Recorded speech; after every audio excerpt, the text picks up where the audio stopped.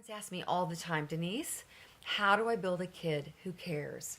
A kid who has heart and soul, a kid who has compassion and takes action, a kid with emotional intelligence and a great work ethic. And I have to say, well, the secret sauce for me was that thankfully I found homeschooling when my children were small. I didn't even know what the term meant. I thought it was for gypsies and hippies. One of my parents even hung up on me. They thought I had lost my mind.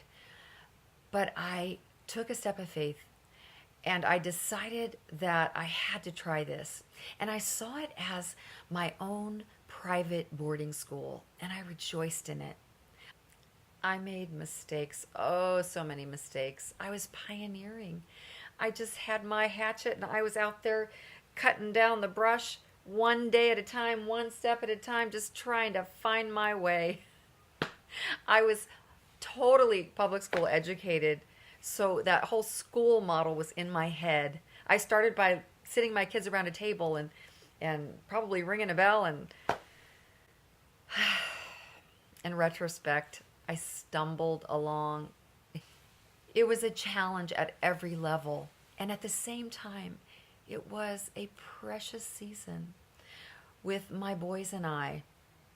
There's something about having your own private boarding school where you get to choose the sleep times, the wake-up times, the curriculum, the diet, the friends, the activities, the entertainment.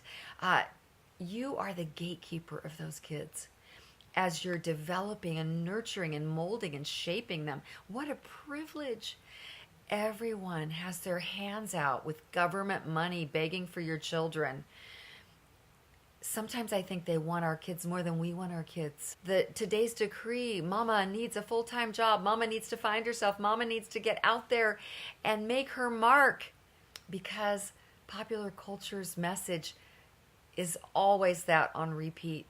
In the hard days, I had my husband to lift up my weary arms and a couple of close friends who were also homeschooling. I mean, back then in the 80s, it was at times scandalous, illegal. Today, I enjoy a very different reality from so many around me. I'm just so thankful that the blessing of homeschooling found me. Homeschooling is a full-time job and more. It is the ultimate sacrifice for those who want to be somebody in the earth and have a fancy pants job and coffee clash with the girls and have our days open to do whatever, whenever we want. So yes, it's a sacrifice, and yet it's where I found my life. The little I brought to God in my homeschooling journey, He multiplied exceedingly.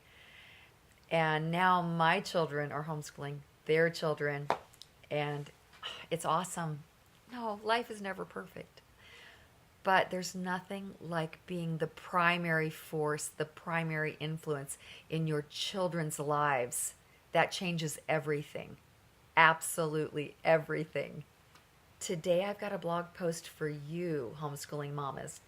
Just below here you'll find the link to 10 secrets to surviving the long haul of homeschooling.